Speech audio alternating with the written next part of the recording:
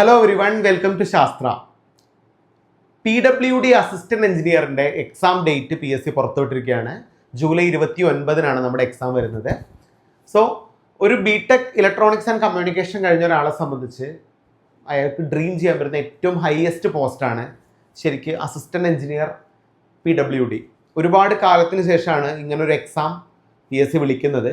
July 29-നാണ് exam. അത് എക്സാമിൻ്റെ കൂടെ തന്നെ ഒരു ബ്രീഫായിട്ടുള്ള സിലബസും PSC പുറത്തുവിട്ടിട്ടുണ്ട്. ആ സിലബസിൻ്റെ ഒരു ഔട്ട്ലൈൻ നമുക്ക് പറയാം, എന്തൊക്കെ ക്രൈറ്റീരിയാസ് എന്ന് പറയാം. അപ്പോൾ ഞാൻ ഈ പോസ്റ്റിനെ കുറിച്ച് പറഞ്ഞു, AE അല്ലേ.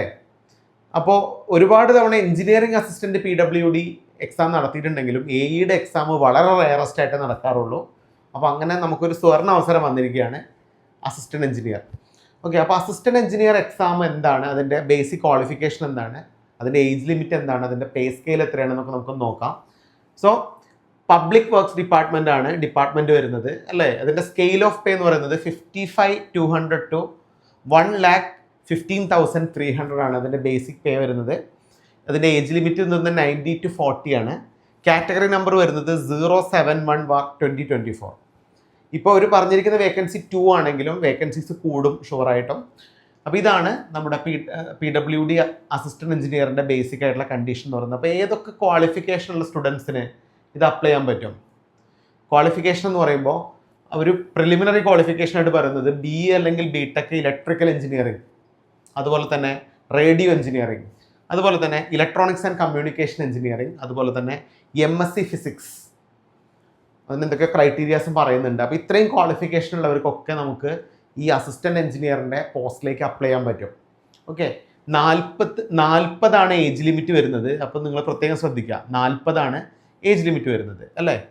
അപ്പോൾ എങ്ങനെയാണ് അതിൻ്റെ സിലബസ് ഇരിക്കുന്നത്, എങ്ങനെയാണ് നമ്മുടെ മൊത്തം AEയുടെ സിലബസ് ഇരിക്കുന്നത്? ഞാനിതിൻ്റെ സിലബസ് ഒരു 4-5 പേജസുള്ള ലോങ് ആയിട്ടുള്ള ഒരു പാർട്ടാണ്. അത് ഫുള്ളായിട്ട് ഡിസ്കസ് ചെയ്യുന്നില്ല. ഞാനിപ്പോൾ വീഡിയോയിൽ ഇതിൻ്റെ ഒരു ഔട്ട്ലൈൻ തരാം.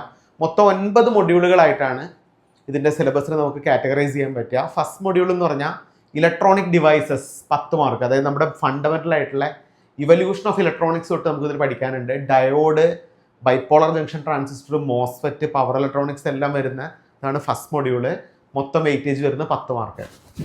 അടുത്ത് വരുന്നത് അനലോഗ് സർക്യൂട്ട്സ് ആണ്. അനലോഗ് സർക്യൂട്ട്സിൻ്റെയും വെയിറ്റേജ് 10 മാർക്കാണ്. അതിൽ ഫുള്ളായിട്ടുള്ള ആംപ്ലിഫയർ സർക്യൂട്ട്സ് പഠിക്കാനുണ്ട്, ഒപ്പാംസ് പഠിക്കാനുണ്ട്, ഫീഡ്ബാക്ക് 555 VC ഒക്കെ പഠിക്കാനുണ്ട്.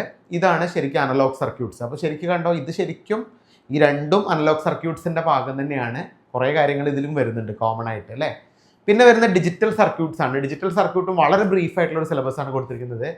ബൂലിയൻ തിയറംസ് എന്തൊക്കെയാണ്, അതുപോലെ തന്നെ number system, combination and sequential circuit, logic families, ഇത്രയാണ് ഇതിൻ്റെ ഒരു ജനറൽ ആയിട്ടുള്ള ഔട്ട്ലൈൻ.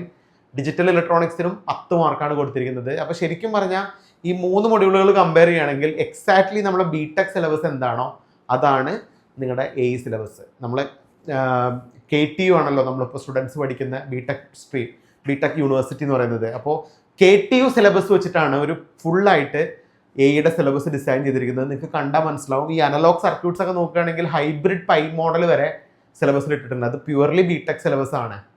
അപ്പോൾ നല്ല ബ്രീഫായിട്ട് തന്നെ സിലബസ് കൊടുത്തിട്ടുണ്ട്, ഡെപ്ത് ആയിട്ട് തന്നെ കൊടുത്തിട്ടുണ്ട്.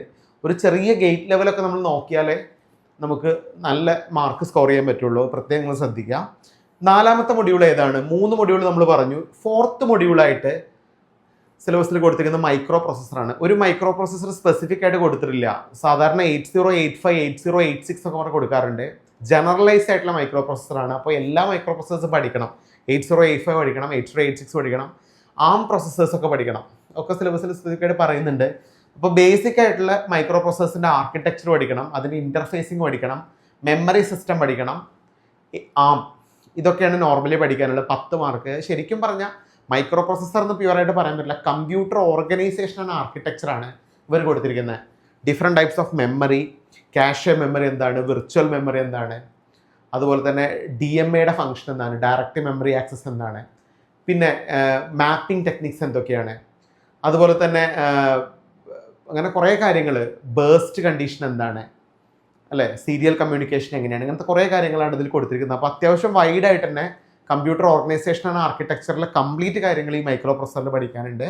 പിന്നെ വരുന്നത് കണ്ടിന്യൂസ് ടൈം സിഗ്നൽസ് ആണ്. അതായത് continuous time signal, discrete time signal, LTI signal processing, അതായത് DSP സിഗ്നൽസിൻ്റെയും ഒരു ബേസിക് ഫണ്ടമെൻ്റൽ ആണ് പഠിക്കാനുള്ളത്. അത്ര ഡീപ്പായിട്ടുണ്ടെന്ന് പറയാൻ പറ്റില്ല, കാരണം നമ്മൾ APക്കൊക്കെ സിഗ്നൽസ് വളരെ ബ്രീഫായിട്ടുണ്ടായിരുന്നു. അത്ര ലെവലില്ലെങ്കിലും അത്യാവശ്യം നന്നായിട്ട് തന്നെ സിഗ്നൽസ് ആൻഡ് സിസ്റ്റം DSPയും പഠിക്കാനുണ്ട്. 10 മാർക്കാണ് ടോട്ടൽ വെയിറ്റേജ് വരുന്നത്. 6ാമത്തെ മൊഡ്യൂൾ ഇലക്ട്രോ മാഗ്നറ്റിസം ആണ്.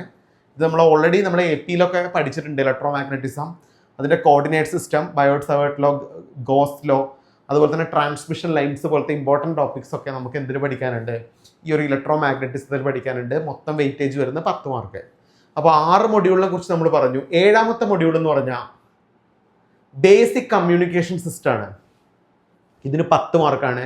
ബേസിക് കമ്മ്യൂണിക്കേഷൻ സിസ്റ്റം എന്ന് പറഞ്ഞെങ്കിലും ഫുൾ കമ്മ്യൂണിക്കേഷൻ എൻറ്റയർലി കൊടുത്തിട്ടുണ്ട്. അനലോഗ് കമ്മ്യൂണിക്കേഷനിൽ AM, FM, PM കൊടുത്തിട്ടുണ്ട്. Complete digital communication, PAM, PWM, PPM, PCM, QPSK, BPSK എന്നൊക്കെ പറഞ്ഞ എല്ലാ മോഡുലേഷൻ ടെക്നിക്സും കൊടുത്തിട്ടുണ്ട്. അതുപോലെ തന്നെ ചാനൽ കോഡിങ് എല്ലാം കൊടുത്തിട്ടുണ്ട്. ഇത് മൊത്തം മാർക്ക് വെയിറ്റേജ് വരുന്ന 10 മാർക്കാണ്. പിന്നെ ഇതിൽ ഏറ്റവും ഇമ്പോർട്ടൻ്റ് ആയിട്ടുള്ള മൊഡ്യൂൾ 8ാമത്തെ മൊഡ്യൂളാണ്, സെൻസേഴ്സ് ആൻഡ് ട്രാൻസ്ഡ്യൂസർ. മൊത്തം മാർക്ക് വരുന്നത് 20 മാർക്കാണ്. ഇതിൽ ട്രാൻസ്ഡ്യൂസേഴ്സ് ഉണ്ട്, ഡിഫറെൻ്റ് ആയിട്ടുള്ള ഇൻസ്ട്രുമെൻറ്റേഷൻ മീറ്റേഴ്സ് പഠിക്കാനുണ്ട്, PA സിസ്റ്റംസ് പഠിക്കാനുണ്ട്. ഇത് ശരിക്കും ഏകദേശം ഒരു പേജോളുള്ള ബ്രീഫ് സിലബസ് ആയിട്ട് കൊടുത്തിട്ടുണ്ട് 20 മാർക്കിൻ്റെ സെൻസേഴ്സ് ആൻഡ് ട്രാൻസ്ഡ്യൂസർ. ഓക്കെ, അപ്പോൾ ഇതിനാണ് കൂടുതൽ പ്രിഫറൻസ് കൊടുക്കേണ്ടത്, കാരണം 20 മാർക്കാണ്. പിന്നെ നിങ്ങൾ നോക്കൂ, പവർ സിസ്റ്റംസ് ആണ് ലാസ്റ്റ് വരുന്നത് 10 മാർക്കിന്. Power system, rectifier, voltage regulator, UPS ഇതെല്ലാം വരുന്നുണ്ട്. അപ്പോൾ ശരിക്കും പറഞ്ഞാൽ ഒരു 80% ഇലക്ട്രോണിക്സ് ആൻഡ് കമ്മ്യൂണിക്കേഷൻ്റെ സിലബസ് ആണ് AEക്ക് കൊടുത്തിരിക്കുന്നത്. വെറും 20% മാത്രമേ ഇലക്ട്രിക്കൽ ഓറിയൻറ്റഡ് ആയിട്ട് കൊടുത്തിട്ടുള്ളൂ, അല്ലേ? അപ്പോൾ ബേസിക് ഇലക്ട്രിക്കലർക്ക് ഫണ്ടമെൻ്റലായിട്ട് അവർ ക്വാളിഫിക്കേഷനായിട്ട് പറയുന്നുണ്ട്. അപ്പോൾ ഇങ്ങനെയാണ് സിലബസ്. അപ്പോൾ പഴയ സിലബസിൽ നേരെ ഓപ്പോസിറ്റ് ആയിരുന്നു. 80% ഇലക്ട്രിക്കലും 20% ഇലക്ട്രോണിക്സും ആയിരുന്നു. ഇത് നേരെ തിരിച്ചായി. ഇപ്പോൾ മെജോറിറ്റി സിലബസും ഇലക്ട്രോണിക്സ് ടോപ്പിക്കായി മാറി പുതിയ സിലബസ് വന്നപ്പോൾ. അപ്പോൾ ഇതാണ് നമുക്ക് സിലബസ് ആയിട്ട് പറയാനുള്ളത്. അപ്പോൾ ഈ പോസ്റ്റിനെ കുറിച്ച് ഞാൻ വളരെ ബ്രീഫായിട്ട് പറഞ്ഞു. അപ്പോൾ ഈ ഒരു അസിസ്റ്റൻറ്റ് എഞ്ചിനീയർ PWDയുടെ എക്സ്ക്ലൂസീവ് ആയിട്ടുള്ള ഒരു ഓൺലൈൻ ബാച്ച് നമ്മൾ സ്റ്റാർട്ട് ചെയ്യുന്നുണ്ട്. എക്സ്ക്ലൂസീവ് ആയിട്ടുള്ള ഓൺലൈൻ ബാച്ച് നമ്മൾ സ്റ്റാർട്ട് ചെയ്യുന്നത് 27/4/2025 തൊട്ടാണ് പുതിയ ബാച്ച് തുടങ്ങുന്നത്. അപ്പോൾ എന്തൊക്കെയാണ് നമ്മുടെ കോഴ്സിൽ ഇൻക്ലൂഡ് ആവുന്നത്? നമ്മൾ ഈ പറഞ്ഞിരിക്കുന്ന 9 മൊഡ്യൂളിലെയും ഓരോ ടോപ്പിക് ബൈ ടോപ്പിക് ആയിട്ടുള്ള വീഡിയോ സെഷൻസ് ഉണ്ടായിരിക്കും. അതിൻ്റെ മൾട്ടിപ്പിൾ ചോയ്സ് ക്വസ്റ്റ്യൻസ് ഉണ്ടായിരിക്കും.